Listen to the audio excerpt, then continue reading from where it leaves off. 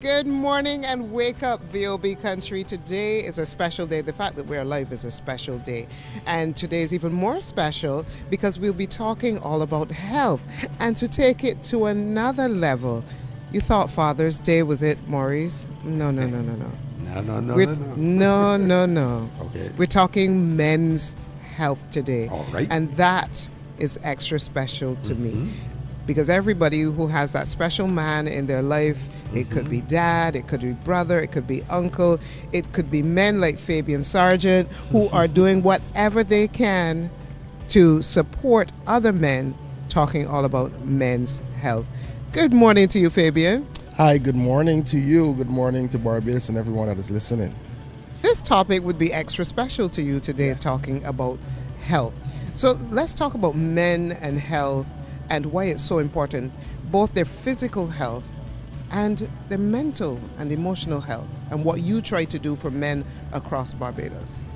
Well, we know men pay a lot of attention to the physical health. Men like to look good, men like to know they have the abs and they hit the gym, and these days everybody doing the 5Ks and 10Ks, and they're paying a lot of attention to that physical side, that thing that they can see.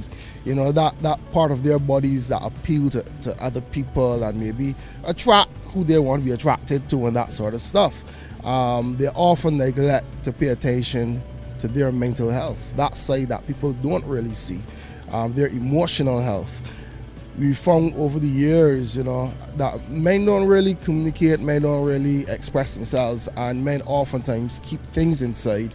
And it is only when something catastrophic occurs that then we said, oh dear, he had some mental health issues, or maybe he had a mental illness that he never paid attention to. And it is that time then we really start to want to pay attention to our mental health. And it is an area that needs addressing, and I think we really need to build a lot more awareness around men specifically and mental health. Break this down a little bit more for me, Fabian. Is it that men are not afraid, or is it that are not aware, or is it that men are afraid of what they're feeling mentally, or unsure of what to do about what they're feeling? It's a bit of everything. I think mainly it is that men do not identify with what they're feeling. Men, we have not been taught an emotional vocabulary. Sometimes it is like, what are you feeling? It is either vexed, happy, or sad. Those other complex feelings and emotions is extremely difficult for men to delve into them, because traditionally they have not been taught how to do that. And what does that mean? Sometimes we see what we consider as aggressive behavior and assume that the person is angry. That aggressive behavior can be a manifestation of other emotions that is happening, but that aggression that they're displaying is maybe the only way they know how to express that. So emotional intelligence needs to be a major part of what we do. Not only that, but also finding ways of coping with the stressors of life. We cannot get away from the fact that life can be stressful. I often tell the men I engage with that what separates each and every one of us is how we deal with adversity, how we deal with bad situations. Everybody can handle good money, everybody can handle good health, everybody can handle when relationships are going fine and dandy. But let something go south, let something go wrong or bad, it is at that point then you really see men breaking down, men not being able to cope. A lot of men maybe turning to substance abuse, drinking alcohol, and a lot is going on. I think even this is Mental Health Month, and we speak of. I know for a fact that the real situation of is not as ideation is not reported. There are a lot of cases of attempts in Barbados that do not reach the necessary agencies, and a lot of that again is because of stigma.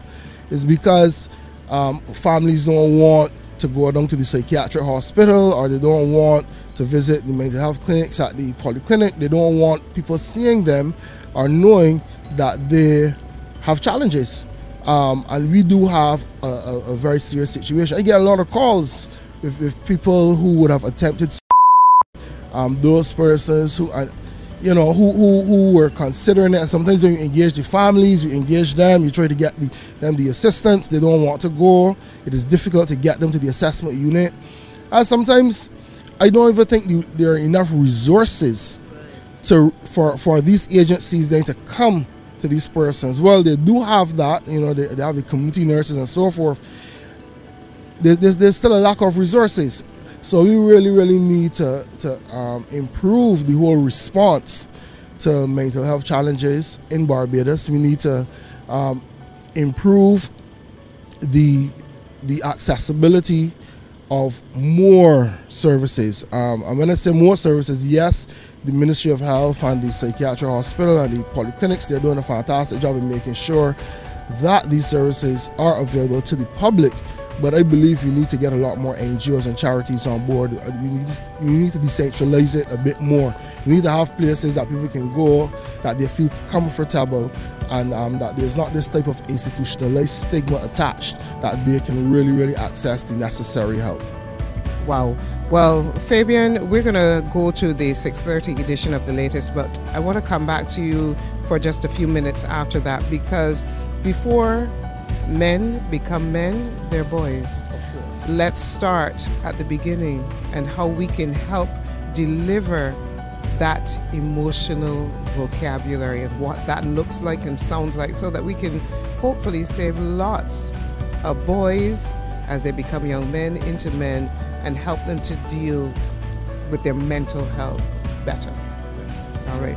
So Maurice, we're talking men's health today. Fabian Sargeant is going to join me again just after the 6:30 edition of the latest and talk about, wow, so many nuggets already. So back to you, Maurice. We're going to wrap up our conversation with Fabian in a few minutes, Fabian Sargeant, and he's with Men's Empowerment Network Support. What's wrong with me this morning? It was the attempt to jog. So we're talking about men's health, and something we mentioned just before we went to the 6:30 edition of the latest, and I asked you to come back and talk a little bit about dealing with it from the beginning. In other words, boys. Yes, MENS is there for men, yes, but I really think that it's important to reach out to boys, and you have an initiative now. Correct. So Men Empowerment Network Support is not only for men, but it's men and boys. We have our Safe Zone program. SAFE is an acronym for Shaping Adolescents to Function in Their Environment. It's a program that caters to boys between the age of 11 and 18 years old. We saw the need to engage these boys because if you're going to really impact men in a positive way within society, we have to start with these boys. We have to start at the point where their minds are shaping and where their minds are developing and where they're really focusing on this whole aspect of becoming themselves, you know, that whole adolescent phase. And that is the reason for us to engage them at that time. The program was a 10-week program. We have it in 10-week batches, actually. You know, we already focus a lot on psychosocial development, a lot of counseling, a lot of information, educational sessions. We create safe spaces for these boys to talk and share. We work with their parents. There's counseling for the parents and education sessions for the parents. So, and we also work with some schools. The program, you know, we really hoping to have this program across Barbados in major way, because we need to engage our young boys. We need to engage our young men, and a lot of what we are seeing in society pretty much justifies that. There's a lot of what people consider as a lot of violence, but this so-called violence really and truly could be a response to other feelings and emotions that they're feeling, you know, and that they're experiencing. The only way that we can empower them is if we engage them and give them the information and create that environment for them to really develop and grow as young men and provide that mentorship, and that is important. And we have a group of men. Good morning to all the support, all the men that are involved in the Safe Zone project and Men Empowerment Network Support. We have a really good support base. Some men that really act as mentors for these young boys, where parents can call and have conversations, where sometimes if things don't go well, we go to the houses, you know, and we have conversations there. So we really provide that mentorship for these young boys and try to provide some opportunities for them to grow. So ultimately, it is really about us engaging men at all levels, from that teenage phase of their life right up until they're grown men. As a man doing so much for men and boys across the nation, what about your mental and physical health? How do you balance that? You have a family as well. So I am actively involved in my physical. I mean, I do the gym quite often. I try to get there at least 4 days a week. I'm a martial artist as well, so I do that training.